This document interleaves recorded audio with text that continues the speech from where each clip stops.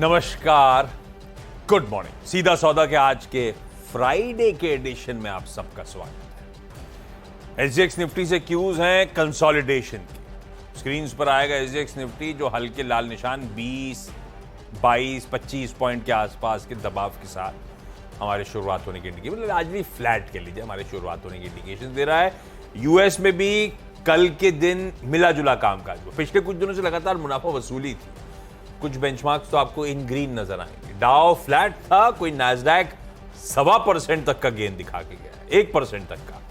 तो बेहतर रहा यूएस का बाजार एटलीस्ट कंपैरेटिवली पिछले कुछ ट्रेडिंग सेशन से। ऐसे में दिखाइए ग्राउंड, दिखाइए पिच, कहां होना है आज का ये मुकाबला।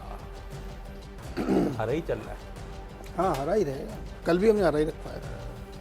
ठीक है, अब अपना अंदाजा सही पड़ रहा है। हाँ, कंफ्यूजिंग हो रही है मामला। देखिए, आज आप निक्केई देखिए, जापान में क्या ज़बरदस्त गिरा है, 1.25% गिर गया है। तो वहाँ का इन्फ्लेशन नंबर आया है वो 3.2% है, जो कि थोड़ा सा कम हुआ है, 3.4 से 3.2 हो गया है। फिर भी वो बैंक ऑफ जापान की जो 2% की टारगेट, ये सर 2% पता नहीं सब लोग क्यों पीछे पड़े, 2% से काफ़ी ऊपर है अभी। तो पता नहीं मार्केट को अच्छा नहीं लगा, इसलिए आप देखिए निक्केई तेज़ी से नीचे गिरा है। यूएस में भी कल मार्केट तो डेफिनेटली ऊपर गया है। डाउ बिल्कुल फ्लैट बंद हो, बाकी ऊपर गए थे, लेकिन वो कॉन्फिडेंस स्टेटमेंट पे कहीं सुनी बातों वाला ज़्यादा है, डेटा बेस नहीं है। क्योंकि जो मिस्टर पावेल है वहाँ के सेंट्रल बैंक के चेयरमैन, उन्होंने अपनी बात वही दोहरा दी जो उन्होंने फेड की पॉलिसी स्टेटमेंट में कही थी कि 2 हाइक हो सकती हैं, 2% टारगेट लाना, ये सब बातें उन्होंने कही। हाँ, वहाँ ये वित्त मंत्री जो है जेनेट येलन ने एक नई बात कही। उन्होंने ये कहा कि उनको नहीं लगता कि कोई रिसेशन जैसी चीज़ है या कोई हार्ड लैंडिंग होगी। तो उससे बाज़ार को थोड़ी सी राहत मिली और बाज़ार काफ़ी खुश हुआ और उसने अगले साल की रेट कट की भी अनुमान लगा लिए कि 1.5% कटौती भी हो जाएगी। तो ये तमाम चीज़ें देखी हैं उन्होंने, और उनका मानना है कि जो इस वक्त आप कंजम्पशन में या कंज्यूमर सेंटीमेंट में गिरावट देख रहे हैं, ये आप इन्फ्लेशन नीचे लाने की कीमत अदा कर रहे हैं। तो मार्केट को ये पसंद आया, इसलिए थोड़ा सा ऊपर गया। लेकिन अभी भी बहुत सारी चीज़ें ऐसी हैं जो जुलाई ऑनवर्ड्स प्ले आउट होंगी, जिसका मैं बार बार जिक्र कर रहा हूँ, आप लोगों देखिएगा। तो मुझे लगता है कि मार्केट इस समय एक ऐसे ग्राउंड पे खड़ा है जहाँ पे उसको चलने के लिए कोई बहुत बड़ा ट्रिगर चाहिए। ना चलने के तो 70 बहाने में गिना दूंगा, लेकिन चलने के लिए एक बड़ा ट्रिगर चाहिए, जिसके लिए हमें इंतजार करना पड़ेगा। उसके पहले शुरुआती लक्षण कल एक्सेंचर ने दिखाए हैं आपको, जिसका जिक्र मैं बार बार कर रहा था। तो खैर देखते हैं, लेकिन आज हमने पिच इसीलिए ग्रीन रखी कि अगर आप बहुत दमदार बल्लेबाज हैं तो आपके लिए कोई दिक्कत नहीं है। पिच ग्रीन ऐसे साउंड कर रहा है कि बहुत अच्छा विकेट है। पिच ग्रीन मतलब बॉल घूमेगी, थोड़ा सा अच्छे स्किल सेट का बैट्समैन खेले। यस, हाँ बिल्कुल, एकदम अब अगर अच्छा स्किल सेट हो तो ही आप खेल पाएंगे। थोड़ा अलग है यहाँ पे हमारा। यस, चलिए भाई। अच्छा, कल एक ही चीज बड़ी चर्चा में थी, वो क्या था? MSCI साउथ कोरिया को डेवलप्ड मार्केट में भेज देगा कैटेगरी, तो इमर्जिंग मार्केट में बाकियों के लिए जगह बन जाएगी और तो हमारा वेटेज बढ़ेगा। कुछ नहीं, ने ऐसा कुछ नहीं करा है। वो एनुअल रिव्यू के बाद वो इमर्जिंग मार्केट्स में ही साउथ कोरिया रहने वाला है। और ये वैसे हर साल, क्योंकि साउथ कोरिया की हमेशा बिड रहती है कि उसे माइग्रेट कर दिया जाए डेवलप्ड मार्केट्स में, और पिछले कई बार से अटका रखा है। तो ऐसे एनुअल रिव्यू के आसपास इस तरह की अटकलें लगती हैं, और MSCI की तरफ से क्लैरिटी है, कुछ नहीं बदला है भाई साहब। कोई फ्रेश फंड या कोई एडिशनल इनफ्लोज उस वेटेज इंक्रीज के चलते इंडिया में आना वाना कुछ नहीं होने वाला है। ऐसा इरोस इंटरनेशनल पहला स्टॉक लाल रखा है। लाल इसलिए रखा है कि मार्केट रेगुलेटर सेबी की गाज गिरी है दरअसल, इसीलिए लाल। इरोस इंटरनेशनल मीडिया और इसके 4 अदर लोग, जिसमें इसके मैनेजिंग डायरेक्टर साहब, इसके CEO साहब, सबको सिक्योरिटीज मार्केट का एक्सेस डिनाई कर दिया गया है, डाइवर्जन ऑफ फंड्स और फाइनेंशियल मिस रिपोर्टिंग की बात। लाल रखना है भाई, गाजगिरी है, सीधी बात।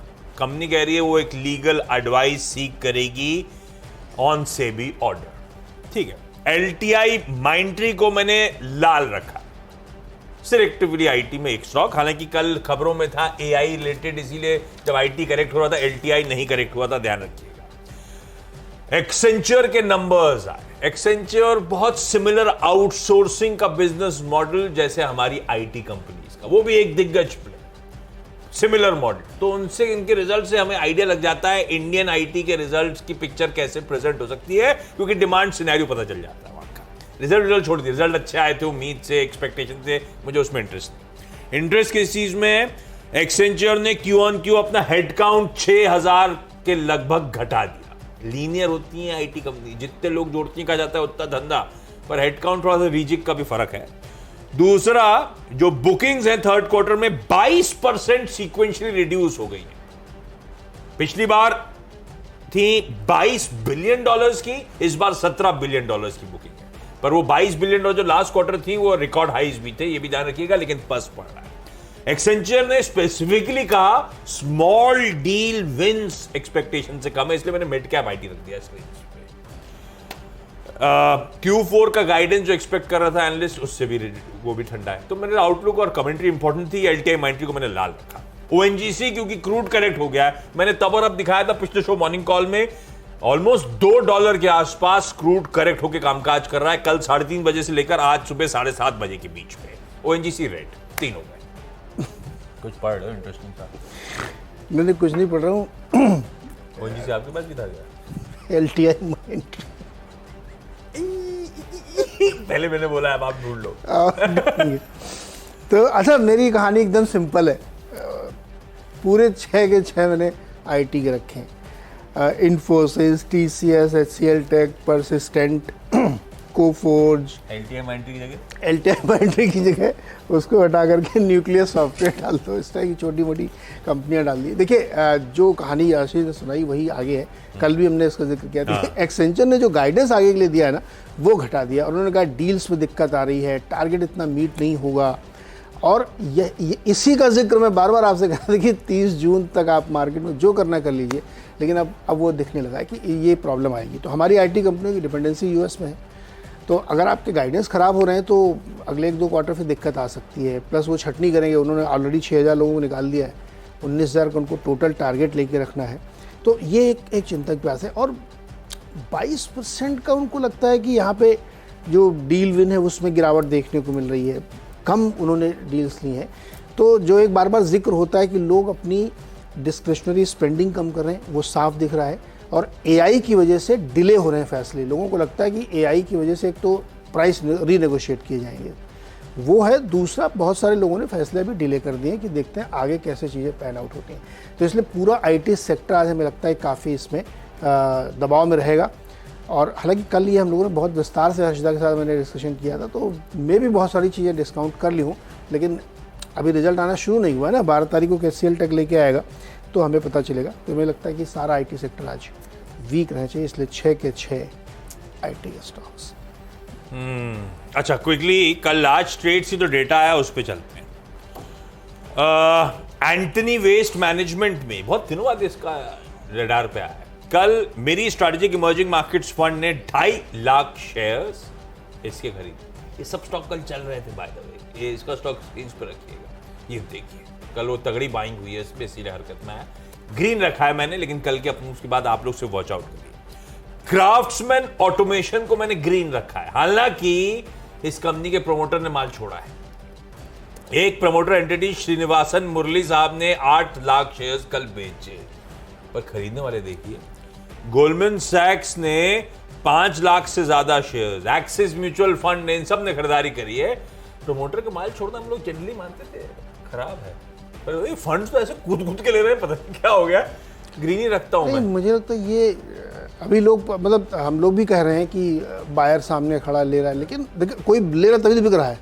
लेकिन ये भी हो सकता है लेने वाले वो फ्लश विद फंड्स हैं। हाँ, उनके अब डिप्लॉय तो करना ही है, फंड ही मिल जाएगा रिटर्न। लेकिन मेरे को लगता है स्मार्ट मनी निकल रही है, क्योंकि तो बहुत भयानक तरीके से लोग बेच रहे हैं। आज भी लास्ट ट्रेड, पहले मैं सोचा एक लास्ट ट्रेड पे शो करूंगा, फिर अभी लास्ट ट्रेड धरी लगी हुई है, थोड़ा देर हो तो जाए पूरे ढंग से, पता नहीं कब तक चलेगा।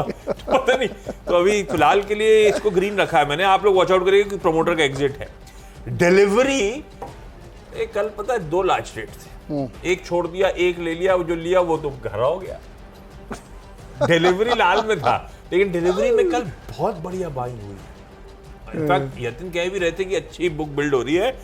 डिलीवरी में खरीदने वालों में सारे फंड्स की, वो तो हो गया था, ब्लॉक विंडो में ही होनी पड़ गई थी डिलीवरी। जो बड़े लोग हैं उसमें बताता हूं, गवर्नमेंट पेट्रोलियम फंड ने 40 लाख, सोसाइटी जनरल ने 23 लाख, सऊदी सेंट्रल बैंक ने 22 लाख, बीएनपी पारिबा ने 16 लाख शेयर्स। इस तरह की, सिर्फ बड़े वाले नाम ले रहा हूं, अदरवाइज लिस्ट इतनी लंबी है कि नाम ही नहीं ले सकता, ना ट्वीट कर सकता था। ये है डिलीवरी की कहानी, रखते हैं रडार पे इसको। 6 हो गए आपके। हाँ। क्विकली एक ब्रेक के बाद फिर अगले, अच्छा, मैंने एक साथ आईटी बता दिया था उसमें, तो अब ब्रेक के बाद अगले 4 स्टॉक्स। और नेक्स्ट 4 स्टॉक्स में पहला कोल इंडिया है। कोल इंडिया की तरफ खबर ये आ रही कि वो एक ऐसा मैकेनिज्म लेके आ रहे हैं जिसमें प्राइसिंग इन्फ्लेशन लिंक्ड हो जाएगा। इन्फ्लेशन लिंक मतलब किसी भी कारण से दाम बढ़ेंगे तो मतलब वेज हाइक हुई या कुछ भी हुआ तो अपने आप प्राइसिंग उनकी बढ़ जाएगी। तो ये एक बड़ा अच्छी खबर इनके लिए। मेघमणी ऑर्गेनिक्स और इंडियन ऑयल 2 रखिएगा। कच्चे तेल में जो नरमी आई, मैंने परसों बात की थी केवाईसी में, तो मैनेजमेंट ने कम से कम 5 बार मुझे समझाया कि क्रूड डेरिवेटिव्स को इस्तेमाल करते हैं और जैसे ही प्राइस गिरते हैं उनके लिए बहुत बेनिफिशियरी हो जाता है। तो वो और प्लस इंडियन ऑयल दोनों को रखिएगा। 10वां स्टॉक है स्नाइडर इलेक्ट्रिक। स्नाइडर इसलिए क्योंकि ये बनाते गए इलेक्ट्रिक मैन्युफैक्चरिंग में, और जिस तरीके से अपने यहाँ कैपिटल गुड्स में मोमेंटम दिख रहा है तो हमें लगता है इसको ध्यान में रखना चाहिए। कुछ लाल लाल वाली रख ली है, अज्यूम्ड है, मतलब ऐसा कोई डायरेक्ट खबर नहीं है। 3 स्टॉक्स हैं, टाटा मोटर्स, उसका डीवीआर और संवर्धन मदर्स। सबका यूरोप एक्सपोजर, सबका यूके एक्सपोजर।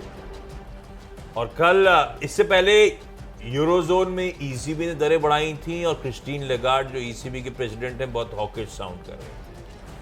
कल हमें इन्फ्लेशन के जब नंबर्स देख लिए थे हमने यूके के, इंग्लैंड के, कि वो जस के तस रहे और कोर इन्फ्लेशन इंचा पूरा, तो पता चल गया था एग्रेसिव होने वाला bank of England. 50 basis points की हाइक उनकी तरफ से आती हुई, और यूरोप दिक्कतों में वापस ऐसा लग रहा है जाता हुआ, क्योंकि सारे गवर्नर्स जो हैं वो काफ़ी कंसर्न्ड हैं अभी भी इन्फ्लेशन ट्रेजेक्ट्री को लेकर, कोर इन्फ्लेशन को लेकर दिक्कतें हैं। मैं इन तीनों को लाल रखता हूँ। चाइना के सरदर तो अपनी जगह बना ही हुआ है टाटा मोटर्स का, और बीपीसीएल को मैंने रेड रखा है जब क्रूड करेक्ट हो रहा है। बीपीसीएल कह रहा है कि अगले वेडनेसडे को, आने वाले वेडनेसडे को बोर्ड मीट करेंगे, फंड रेजिंग होनी है जिसमें राइट्स इशुएंस के जरिए पैसा जुटाएंगे। स्ट्रैटेजी खत्म है तो राइट्स इशुएंस के थ्रू फंड रेजिंग करनी पड़ेगी। मैं इसको लाल लेके चलता हूँ आज के सेशन में। क्विकली छोटा सा ब्रेक के उस पार टीम्स का एक क्विक रैप अप।